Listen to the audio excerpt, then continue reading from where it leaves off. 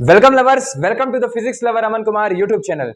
मैं आशा करता हूं कि आपने अभी तक के जो लेक्चर थे हमारे magnetic effect of the current वाले नाम के, उसको आपने कर लिया होगा।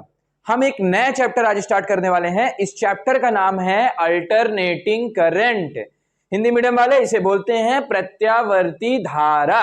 क्या स्टार्ट करने वाले हैं? Alternating current.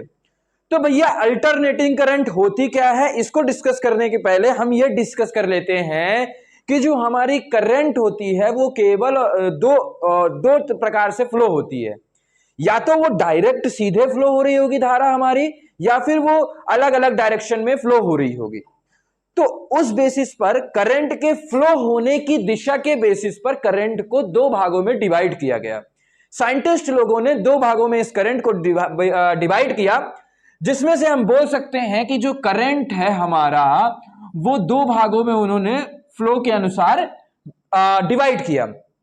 जो पहला पार्ट था उसका नाम था डायरेक्ट करंट। क्या बोलते हैं इसे? फर्स्ट वाले को हमारा हो गया डायरेक्ट करंट। कौन सी धारा? Direct current. और सेकेंड वाली जो धारा हो गई हमारी वो कौन सी हो गई? Alternating current. तो हमारे पास दो प्रकार की करंट्स आई, जो इसमें से पहला नाम था अल्टरनेटिंग करंट का, दूसरा नाम था डायरेक्ट करंट का। अब अल्टरनेटिंग करंट को हम हिंदी से क्या बोलते हैं? तो प्रत्यावर्ती धारा। और डायरेक्ट करंट को, एक सेकंड, डायरेक्ट करंट को हम हिंदी से बोलते हैं दिष्ट धारा। कौन सी धारा बोलते हैं? दिष्ट धारा। तो इसको दिष्ट धारा बोलते हैं और इसको कौन सी धारा बोलते हैं? प्रत्यावर्ती धारा।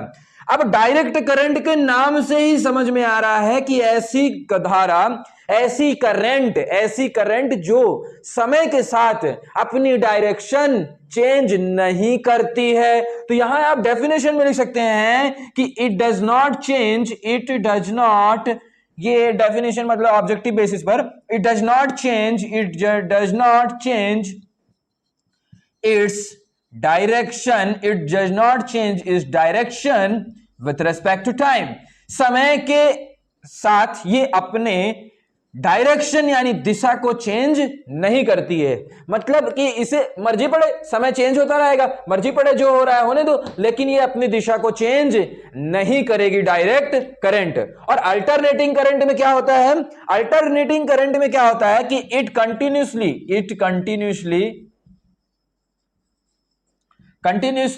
changes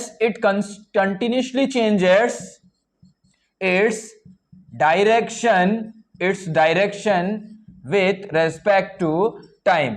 अब डायरेक्ट करंट में तो हमने देखा कि ये डायरेक्शन चेंज नहीं करती है, और अल्टरनेटिंग करंट जो होती है वो क्या होती है? डायरेक्शन चेंज कर लेती है। चलिए आप इसका ग्राफ बनाते हैं। डायरेक्ट करंट का जो ग्राफ बनता है हमारा वो ऐसा बनता है, देखो I है और T है, तो टाइम चेंज हो रहा है, लेकिन करंट जो है वो क्या है? कांस्टेंट है। करंट की डायरेक्शन जो है वो क्या है? कांस्टेंट है। तो that is the direct current. और अगर हम अल्टरनेटिंग करंट की बात करते हैं तो हमारे पास ऐसा ग्राफ बनता है, ऐसा ग्राफ बनता है, फ्लक्चुएटिंग ग्राफ बनता है ना। तो फ्लक्चुएटिंग ग्राफ जिसमें बनता है वो कौन से वाला करंट होती है? अल्टरनेटिंग यानी प्रत्यावर्ती धारा। और डायरेक्ट वाले में हमारे पास ऐसा डायग्राम आ जाता है, इसे हम बोलते हैं दिष्ट धारा। तो अभी तक हमने केवल और केवल दो पॉइंट पढ़ा, डायरेक्ट करंट और अल्टरनेटिंग करंट। आई होप आपको यहां तक समझ में आ गया होगा। चलिए अब आगे बढ़ते हैं। अब हम इसमें कुछ डेफिनेशन पार्ट देखते हैं। डेफिनेशन पार्ट में सबसे पहले जो हमारा है वो है एम्पलीट्यूड। नहीं, थोड़ा सा अल्टरनेटिंग करंट को थोड़ा सा एलोबरेट कर देते चलो। अल्टरनेटिंग करंट में, अब अल्टरनेटिंग करंट जो होता है उसकी इक्वेशन जो होती है वो I is equals to I naught sine omega t होती है, और V इज इक्वल्स टू जो होता है हमारे पास वो होता है V not sine omega T.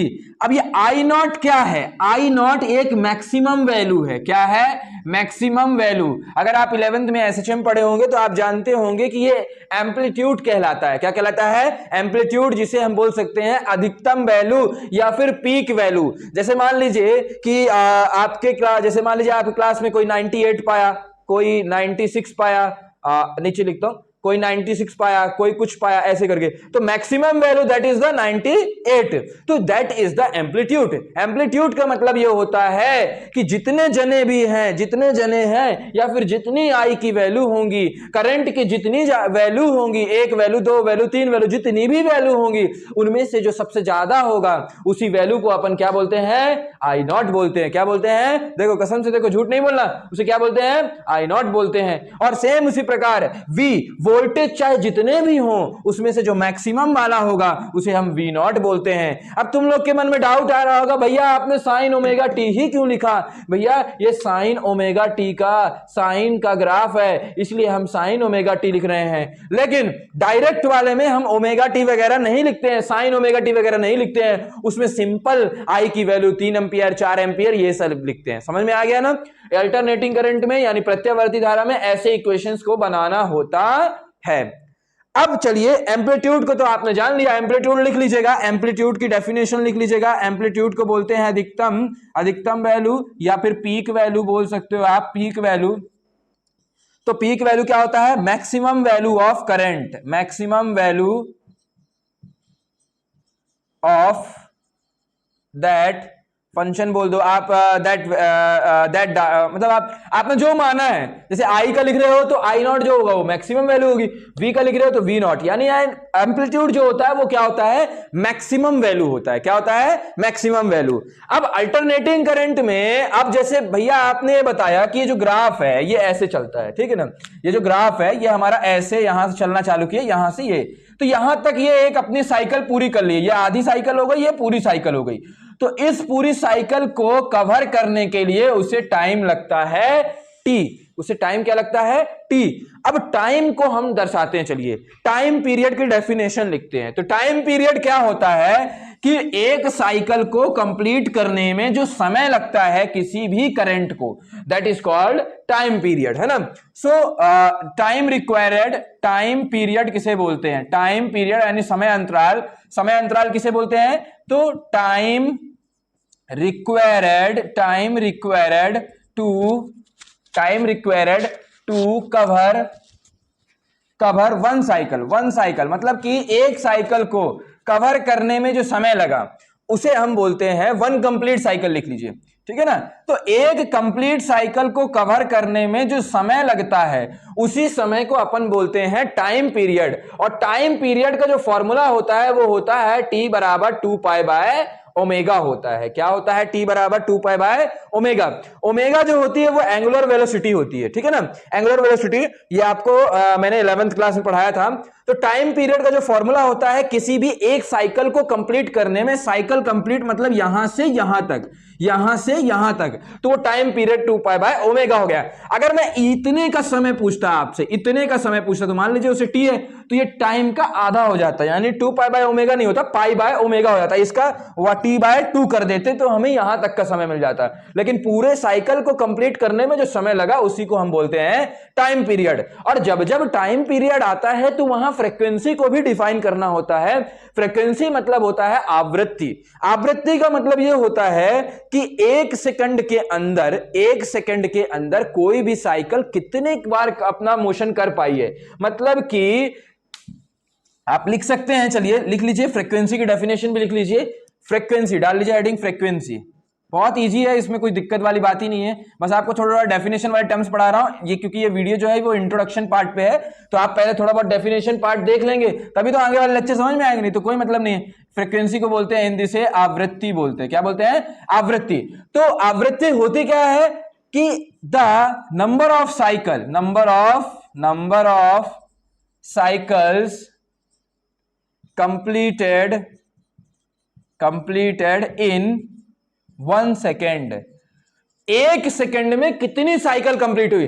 कल को मान लो बहुत तेज चल रही है, ये जो हमारी ये क्या बोलते हैं करंट है, बहुत जल्दी जल्दी फ्लक्चुएट हो रही है, तो एक सेकंड के अंदर मान लो वो ऐसे कर ली, एक ये साइकिल और एक ये साइकिल, 2 साइकिल कंप्लीट कर ली, तो जो फ्रीक्वेंसी जाएगी हमारे पास 2 हर्ट्ज हो जाएगी। और अगर एक सेकंड के अंदर एक साइकिल कंप्लीट करती है तो फ्रीक्वेंसी हमारी 1 हर्ट्ज होगी। तो फ्रीक्वेंसी मतलब होता है आवृत्ति, और फ्रीक्वेंसी को हम लिख सकते हैं कि एक सेकंड के अंदर कितनी साइकिल एसी करंट हमारी कवर कर रही है, उसी को हम बोलते हैं फ्रीक्वेंसी। तो अभी तक हमने क्या क्या देखा, टाइम पीरियड देखा, फ्रीक्वेंसी देखा, एम्पलीट्यूड देखा, ये सब एसी के अंतर्गत आ रहे हैं। एसी में ही क्यों आ रहा है, क्योंकि इसी में तो वेव हमारे फ्लक्चुएटिंग करंट बनती है, बाकी उसमें तो हमारे पास डायरेक्ट वाले में तो सीधी करंट बनती थी, तो उसमें हम ये सब डेफिनेशंस को डिस्कस ही नहीं किए थे। अब आगे बढ़ते हैं अपन मीन वैल्यू की ओर आगे बढ़ते हैं, मीन वैल्यू और आरएमएस वैल्यू। तो चलिए कोई बात नहीं, मीन वैल्यू और आरएमएस वैल्यू जो है उसके लिए हम नेक्स्ट लेक्चर में देखेंगे। अभी तक के लेक्चर आप, छोटा सा लेक्चर था, इसे आप सिर्फ इंट्रोडक्टरी पार्ट समझ के इसे कंप्लीट कर लीजिएगा। हम अपने नेक्स्ट लेक्चर में देखेंगे कि मीन वैल्यू और आरएमएस वैल्यू क्या होते हैं। ठीक है ना, मिलते हैं फिर कभी। Best of luck.